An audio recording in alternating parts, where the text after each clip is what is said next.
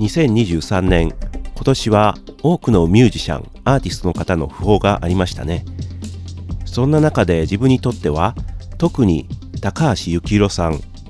坂本龍一さんが亡くなられたことが非常に大きな出来事でした。自分が音楽にのめり込むようになるきっかけは完全に YMO からだったので、だから彼らのことを振り返る時間が多い1年でした。今回はそういったことがあったからというわけでもないんですけど、前々から作りたかった YMO のヒストリーを追うような動画です。実は YMO ってあんまりわからないんだよねとか、ライディーンくらいしか知らないとかいう人も結構いると思うので、そういった方に向けた入門動画になればいいかなとも考えつつ、自分も新たに読んだ本とか記事とかで初めて知ったことも多くって、自分なりに整理してまとめる動画になればいいかなと思います。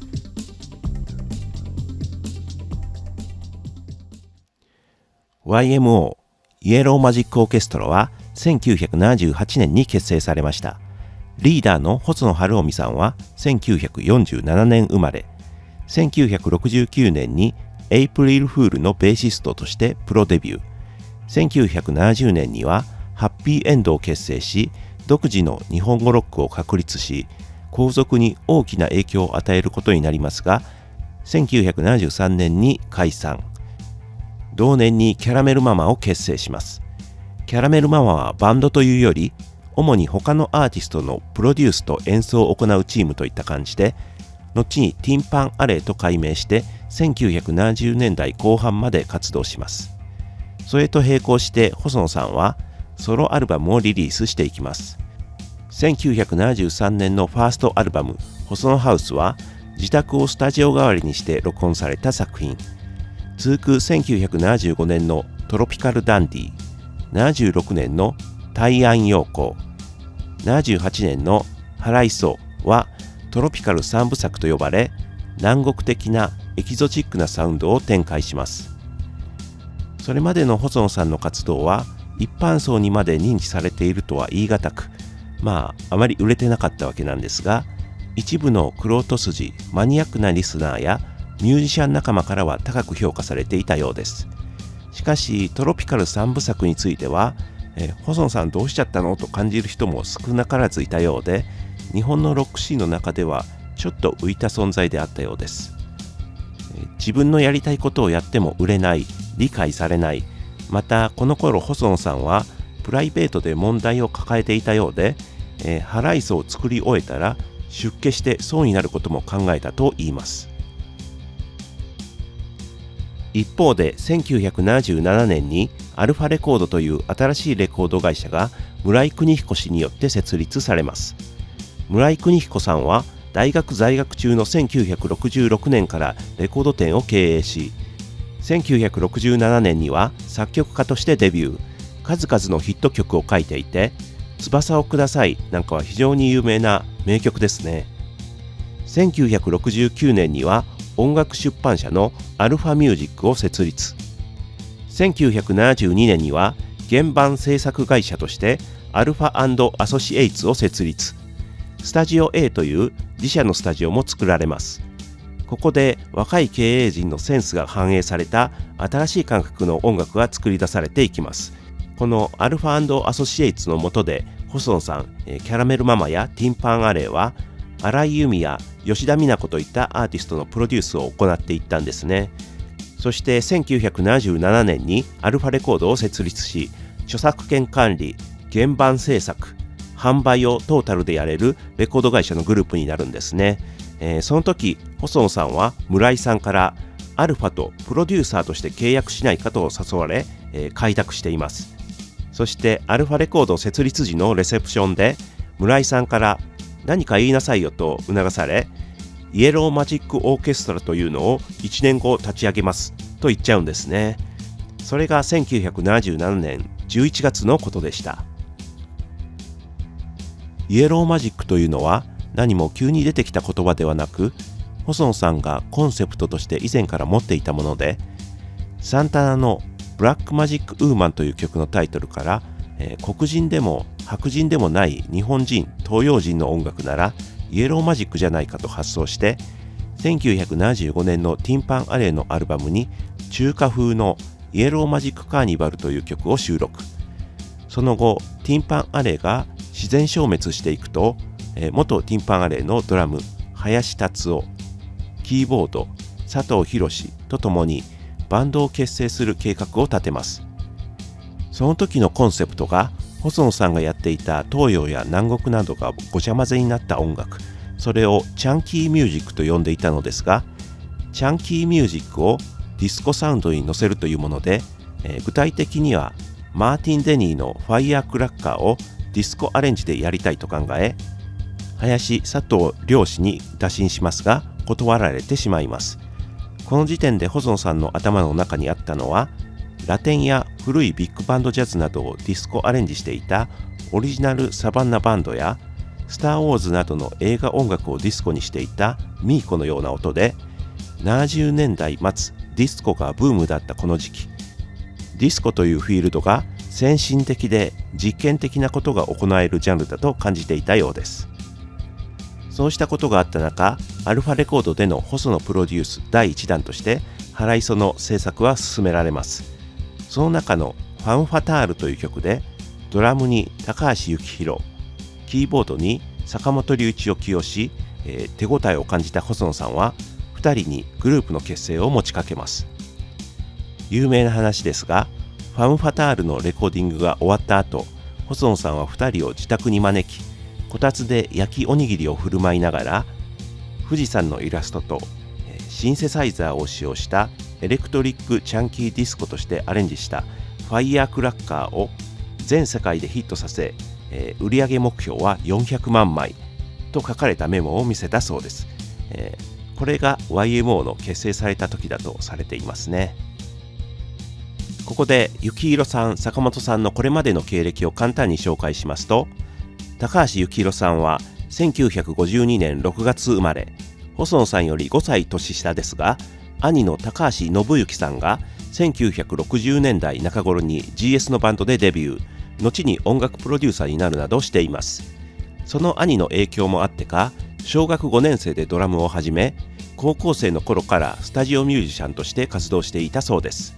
正式なプロデビューはフォークグループガロのサポートメンバーとしてですが、学生街の喫茶店がヒットした1972年に脱退し、同年サディスティックミカバンドに加入します。サディスティックミカバンドは海外、特にイギリスで高く評価され、クリス・トーマスのプロデュースでセカンドアルバム黒船を制作し、ロキシーミュージックのフロントアクトとして全英ツアーを回るなど、当時の日本のロックバンドとしては抜きんでた存在でしたが、1975年にリーダーの加藤和彦さんとボーカルの美香さんが離婚したことにより解散。残ったメンバーでサディスティックスを結成します。しかしサディスティックスは次第にフュージョン志向になっていくと、幸宏さんは自分の音楽性とのズレを感じていたようです。フュージョンでは手数の多いドラムがもてはやされるけど、幸宏さんのプレイスタイルはシンプルにタイトにリズムキープをしていくもので、サディスティックスも潮時かなと思っていた時期に細野さんから声がかかったということだそうです。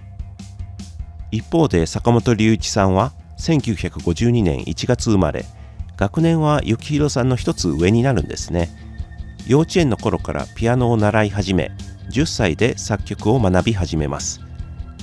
1970年、東京芸術大学の作曲科に進学。この芸大に当時日本では珍しかった大型のシンセサイザーがあり、ここで初めて電子楽器、シンセサイザーに触れています。1974年に大学院に進学。その頃からアルバイト感覚でスタジオミュージシャンとして仕事を始めます。きっかけは新宿の飲み屋で出会ったフォークシンガー友部正人さんと意気投合し、ピアノでレコーディングに参加したことからだそうで、そこから人脈がつながって山下達郎さんと知り合い、シュガーベイブのサポートをやったり、リリーのバックバンドバイバイセッションバンドに参加したりしています。また渡辺和美さんなどのジャズフュージョン界隈からもプレイヤー兼アレンジャーとして評価され、売れっ子スタジオミュージシャンになっていきます。坂本さんはしっかりとした音楽教育を受けているので、譜面音楽理論に強い上、まだあまり普及していなかった新しい楽器シンセサイザーに精通していたことから、様々なレコーディングセッションで重宝がられたことが容易に想像できます。そうした中で細野さんと同じレコーディングに参加することもたびたびあったようで、細野さんのイエローマジック構想の中、電子楽器、シンセサイザーを使用することが重要視されてくると、坂本さんが急浮上してきたのではないかと思われます。話を戻しまして、ハライソのレコーディングは1977年12月から1978年1月、ファンファタールのレコーディングはその最後に行われたそうで、細野宅で YMO 結成の話があったのは1978年1月だそうです。しかしそこから実際に YMO が動き出すまで数ヶ月時間が空いています。その間に3人それぞれが結構重要な作品をリリースしているんですね。まずは高橋幸宏さんのファーストソロアルバムさらば1978年6月にリリースされています。このタイトルはフランスでピエール・バルーが設立したインディーレーベルから取られています。ドラマーとして活動してきた幸宏さんですが、このアルバムはヨーロッパ志向の歌物作品になりました。ここで聴けるシャレたポップセンスは幸宏さんのソロ作品すべてに通底してあるものだと思います。彼を語る上でよく言われる粋だとかおしゃれだとか、または繊細さみたいなものがデビュー作にしてとてもよく現れていると思います。結構大人っぽい作品で、個人的に昔は良さがわからなかったんですが、今聞くと本当にいいなって思います。アレンジ演奏で坂本さんが全面的に関わっているのも聞きどころですね。続いて細野晴臣、横尾忠則連名によるコチンムーン1978年9月にリリースされています。細野さんは多分ハライソの制作後だと思うんですけど、グラフィックデザイナーで美術家の横尾忠則さんに興味を持ち会いに行くんですね。そうしたら会ったその日に横尾さんからインド旅行に誘われます。この旅行は横尾さんがレコード会社からインドをテーマに何かコラージュ的なアルバムを作ってくれないかと依頼されていて、そのフィールドワークを兼ねて計画されていたもので、そこに偶然ミュージシャンの細野さんが訪ねてきたのでちょうどいいと思って誘ったんでしょうね。1978年4月に横尾さん、細野さん、その他総勢7名でインド旅行に出かけます。南洋的でエキゾチックな音楽をやっていた細野さんにとってインドはある種の聖地のようなものだったのでしょう。着いた当初は積極的にフィールドワークを行ったそうですが、すぐに水が合わなかったのか体調を崩して寝込んでしまいます。結局旅行の日程のほとんどを寝て過ごしたそうです。そんな中で横尾さんからクラフトワークなどのシンセサイザーを使った音楽を勧められたそうです。また横尾さんが依頼されていたアルバムも細野さんが中心で作ることになったそうです。帰国後細野さんは何かつきものが落ちたように元気になったみたいで、すぐに日本のシンセサイザー音楽のパイオニアである富田勲さんのアシスタントを務めていた松武秀樹さんの仕事を見学します。それを見て横尾さんとの企画アルバムはこれでいこうと思ったそうです。そして制作されたコチンムーン、細野さんの他に参加したのはキーボード坂本龍一、佐藤博、コンピュータープログラマー松武秀樹、横尾忠則さんはジャケットデザインなどを担当するにとどまりました。ちなみに横尾さんをビジュアルデザイン担当として YMO の4人目のメンバーに加える話もあり、横尾さんの分の揃いの衣装も作っていたそうなんですが、記者会見に横尾さんが現れなかったためその話はなかったことになりました。コチンムーンのサウンドはインド旅行のフィールドワークで録音された音も使われてはいますが、かなりエフェクトがかけられて分かりにくくなっていて、聞こえてくる音のほとんどが電子音で構成されたアルバムになりました。かなり実験的でとっつきにくい内容ですが、サイケデリックであったりアンビエント的要素もあり、 YMO 直前の作品としてとても興味深いですね。そして坂本龍一さんのファーストアルバム千のナイフが1978年10月にリリースされます。このアルバムの制作は1978年1月、つまり YMO 結成の話と前後して始まっていますが、おそらく企画自体は1977年の終わり頃から動いていたと思われます。日本コロムビアのスタジオが深夜無料で使えるということで、昼から夜はスタジオミュージシャンの仕事、それが終わった深夜に少しずつ時間をかけて作られたそうです。このアルバムでは細野さんのコチンムーンより前にコンピュータープログラマーとして松竹秀樹さんを起用しています。ちなみに言うと、坂本さんがシンセサイザーに精通していたといっても、コンピューターを使った自動演奏、シーケンサーで打ち込みをするという作業はまた別のことだったんですね。坂本さんは音楽家としてシンセサイザーを楽器として使って、松竹さんはエンジニアとしてシーケンサーやシンセサイザーを機械としてオペレーションする、それらが当時は分業されていたということだと思います。作品の内容は現代音楽的というか実験的な曲もありますが、オリエンタルなメロディーが何といっても印象的で、レゲエ的なリズムなどもキャッチーだったりします。ファーストアルバムにして実験性とキャッチーさ両方のある作品になっていますね。細野さんはこのアルバムにフィンガーシンバルで参加していますが、出来上がったものを聴いてその完成度の高さを驚異的に思ったということです。収録曲の千のナイフと The End of Asia は YMO のライブでの主要なレパートリーになります。おそらく結成時まだ具体化していなかった YMO のサウンドの一つの青写真がこの千のナイフで出来上がったと言えるのではないでしょうか。YMO のファーストアルバムイエローマジックオーケストラは1978年7月から本格的にレコーディングが開始されます。それ以前に生演奏でファイアクラッカーをカバーしようと試みていますが、録音してみるとそれほど新鮮味がない。そこで松竹秀樹氏によるシーケンサーでの自動演奏の比率の多いサウンドになっていきます。その時 YMO が意識したサウンドはドイツのクラフトワークのほか、ドナサマーの I Feel Love などでディスコミュージックにシンセサイザー、シーケンサーを導入してヒットさせていたジョルジオ・モロダーのサウンドだったそうです。それまで生演奏を生業としてキャリアを積んできた3人にとってコンピューターでの自動演奏というのは抵抗を感じる部分もあったのではと思うのですが、実際に現在でも生演奏に価値を見出す人には未だに打ち込みアレルギーの人も多くいるように思います。しかし YMO の3人はそこで反発や葛藤よりも新しいものを面白がる好奇心の方が勝る性分だったというのが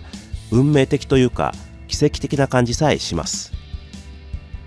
このファーストアルバムイエローマジックオーケストラは千のナイフの1ヶ月後1978年11月にリリースされました。1曲目コンピューターゲームサーカスのテーマ、サーカスというアーケードゲームのサウンドをシンセサイザーで再現したもので、途中から生ドラムが入ってきて次の曲につながります。ゲーム音楽というのは今では一つのジャンルとして確立していますが、おそらくレコード化された第1号なのではないかと思われる曲です。2曲目ファイアクラッカー、 YMO の当初のコンセプト、シンセサイザーを使用したエレクトリックチャンキーディスコとしてマーティン・デニーのファイアクラッカーをカバーするというのを、具体化させた曲。機械的に反復するビートに中華風なメロディーが乗ります。未来的なイメージとアジア的なテイストがミックスされた斬新なサウンドであり、細野さんのトロピカル3部作からの連続性も感じられます。カバー曲ですが、結成時の YMO を代表する象徴的な曲ですね。3曲目シムーン、細野さん曰くスター・ウォーズの C3PO と R2D2 が砂漠を歩いているイメージだそうで、そう言われるとすごく映像が浮かんでくるような感じがしますね。細野さん作曲で、こちらもトロピカル3部作からのつながりを感じます。4曲目コズミックサーフィン、元は1978年6月にリリースされたパシフィックという企画もののオムニバスアルバムに提供した細野さん作の曲、ベンチャーズ的サーフミュージックの電子音楽版として作られています。しかしパシフィック版の方がよりテクノポップ色が強くって、後に録音されたこのファーストアルバム版は生演奏感が強くて少しフュージョン的なテイストになっています。5曲目コンピューターゲームインベーダーのテーマ、1曲目のサーカスのテーマと同じコンセプトでこちらはスペースインベーダーを再現した曲。サーカスのテーマも遠くで聞こえている演出になっています。6曲目、トンプー。アナログ版ではここから B 面になります。B 面の曲は切れ間がなく、一定のビートで最後までいきます。トンプーは坂本さん作曲によるオリエンタルなメロディーの曲で、初期 YMO の代表的な曲の一つですね。結構長尺のインストゥルメンタルの曲ですが、全然飽きずに聴ける不思議な魅力のある曲です。7曲目、中国女。幸宏さん作の曲で、後半には幸宏さんの生声によるボーカルも入ってきます。このアルバム、コンピューターによる自動演奏が大きく導入されていますが、意外と生演奏の比率も多く、後の作品に比べ有機的なイメージの強い作品になっています。そんな中、この曲は機械的で平坦な演奏がされていて、テクノポップという言葉が合います。また、もともとインストグループとしてスタートした YMO ですが、この曲でボーカルが入ったことで、ボーカルものに行く可能性も提示されたと言えます。といったことから結構重要な曲じゃないかなと思います。8曲目、ブリッジオーバートラブルドミュージック。この曲はタイトルの通り、曲間の橋渡し的な短い曲です。9曲目、マッドピエロ。細野さん作の非常にゴージャスで高揚感のある曲です。キラキラとしたサウンドが気持ちよくって、個人的にはこのアルバムで一番好きな曲かもしれません。しかしライブではごく初期の時期しか演奏されてないようです。結成当初の YMO はライブでの演奏をあまり考えていなかったようなので、技術的に生演奏が難しい曲なのかもしれませんね。10曲目、アクロバット。こちらは1曲目、サーカスのテーマをアレンジした曲ですが、アクロバットというのは、エキシディ社のサーカスというゲームを日本の台東がライセンス生産したアクロバット TV というアーケードゲームからだと思われます。ちなみにアメリカ版のイエローマジックオーケストラではこの曲は削除されました。完成したこのアルバムを聴いて、アルファレコードの社長村井邦彦氏は非常に困惑したといいます。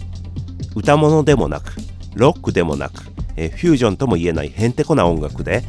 どういった層に売っていけばいいのかわからない。苦し紛れに当時アルファが力を入れていたフュージョンの仲間に無理やり入れて、マニアックな音楽好きの間では知名度のあった細野晴臣の名前を前面に出して売っていこうとしますが、ファーストプレスの3000枚が少し売れ残る程度の売り上げで頭を抱えてしまったそうです。一方でアルファレコードは1978年9月にアメリカ A&M レコードと契約を結びます。A&M の作品を日本で販売することを受け持つのと同時に、アルファレコードの作品を A&M がアメリカで販売する相互的な契約を取り付けました。1978年12月にアルファフュージョンフェスティバルを紀ノ国屋ホールで開催。そこに YMO は出演します。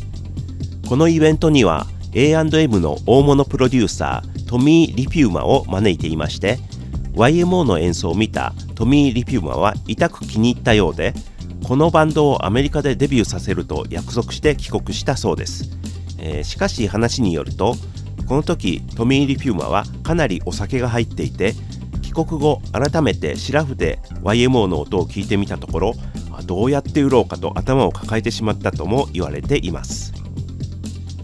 しかしプロジェクトは動き出し、イエローマジックオーケストラを著名なレコーディングエンジニアアル・シュミットがリミックスして1979年5月にアメリカでリリースすることが決まります。日本版との違いは10曲目のアクロバットがオミットされたこと、トンプーに吉田美奈子のスキャットが入ったこと、音の質が広がりのあるアメリカンなサウンドになったことなどでしょうか。1979年7月から逆輸入的に US 版が日本でも販売されることとなり、それに伴いオリジナルのイエローマジックオーケストラは廃盤となりました。その結果 YMO がブームになった時、新品で入手できたのは US 版の方で、あまり売れてなかったオリジナルのファーストは入手困難になりました。多くの人にとって YMO のファーストといえば US 版の方が馴染み深いものでしょうね。電線芸者と言われるジャケットもインパクトがあって有名ですしね。YMO の海外進出はファーストアルバムのアメリカでのリリースの前にファイヤークラッカーをコンピューターゲームと解体し、アメリカで12インチシングルとしてリリースしています。これがビルボード総合60位、ディスコチャート18位とまずまずの成績を残していて、このシングルをヒップホップの重鎮アフリカ・バンバータやデトロイトテクノのデリック・メイが DJ でプレイしていたという話を聞くに、世界のエレクトロミュージックの中での YMO の存在というものが、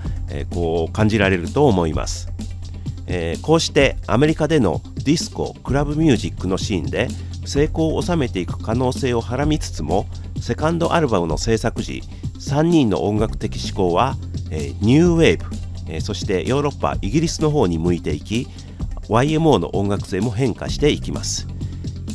はい、思いのほか長くなったので YMO の解説何回かに分けます。今回は結成からファーストアルバム海外進出が決まるまで、次回はセカンドアルバムソリッドステートサバイバーからやります。ご視聴ありがとうございました。